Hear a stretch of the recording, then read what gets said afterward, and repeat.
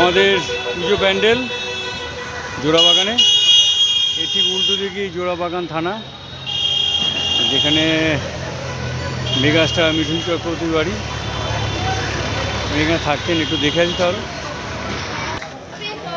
এই যে এটা জোড়াবাগান থানা।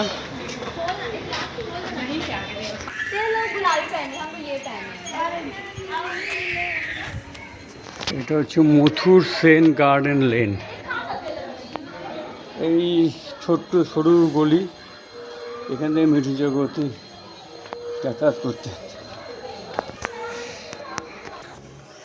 এসে গেছি এই 20C কমলা ভিলা।